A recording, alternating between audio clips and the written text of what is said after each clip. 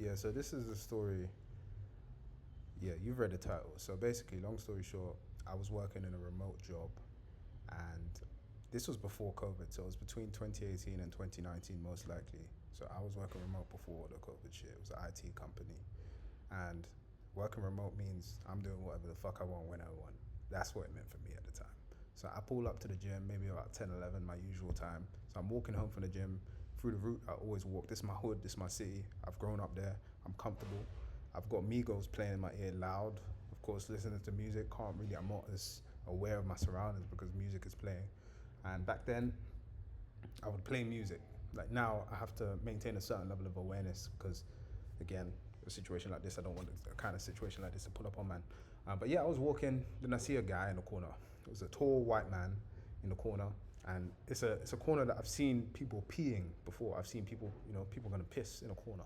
So I've seen people peeing in that corner, and I'm thinking he's there like almost looks like he was fiddling with his joint, and he's in the corner. I looked at him and I kind of looked away. I'm just like, it's a white man peeing in the corner. Then I'm getting closer, and he's like kind of fiddling a little bit, like he's shuffling. I'm thinking, is he trying to do, man? In my head, I'm thinking, is he trying to do me? And so I was cautious of him, but next thing you know, I'm paying attention to him on my right. Is that rain? But then on my left, a man jumps out, and obviously in my first instinct, being from the hood, is thinking they're trying to do man. So immediately I just clipped him, gave him a right hook, dropped him, and next thing you know, I'm hearing shouting, and I'm seeing other guys come out from the side, and another guy running towards me. So there's four men on me. I was trying to run after I clipped him, but these men obviously jumped on me. There's no way you're overpowering four trained men. So yeah, so next thing is you are under arrest. Blah blah blah blah blah blah. Anything you do say, the typical shit. And then I look up at a guy that I sparked. He's bleeding, like blood coming. These men are like checking my knuckles. They're checking if I had any weapons and stuff like that. Obviously, they're checking my bag. I think I used to go to the gym with a bag. They're opening up my Vaseline to see if I had some weed in there. They tried to catch me slipping. They're looking for a weapon. And if this was maybe an American cop, they would have tried to do man, plant something on me. But yeah, like I said, I just pull up from the gym, just going home. I had nothing on me. I didn't even have my ID on me. They couldn't even ID, man. So obviously I get arrested now. They're taking me. I wasn't even scared. I was thinking, am I hurt? I didn't know what's happened. I didn't know what happened. Everything happened so fast. I wasn't scared. Pulled up to they're talking about should I call someone. My girl had my location at the time, but I didn't make a phone call. I was just trying to keep it calm. And yeah, that man stripped me, strip search and all this talking about, because obviously I had sparked the officer now. Now that's a crime. They were trying to charge me with a GBH? Yeah, grievous bodily harm, which can be a serious charm. They tried charge when I was really just walking, minding my business. But obviously I'm a nigga.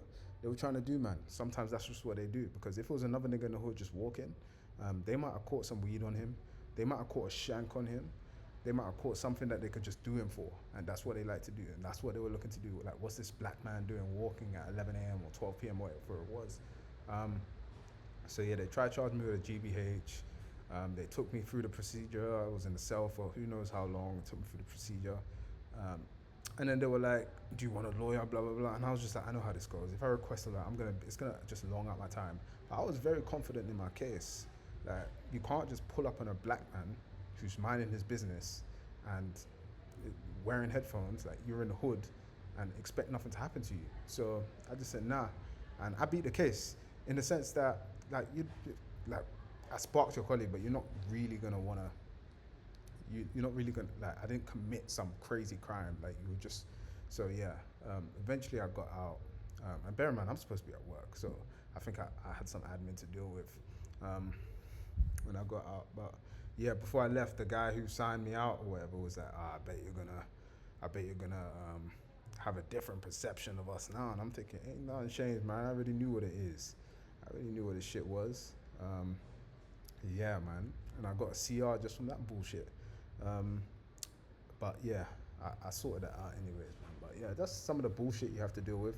Again, I'm fortunate in a sense because if I sparked out a cop in a different county or in a different country, it could have been peak. Like, I already know.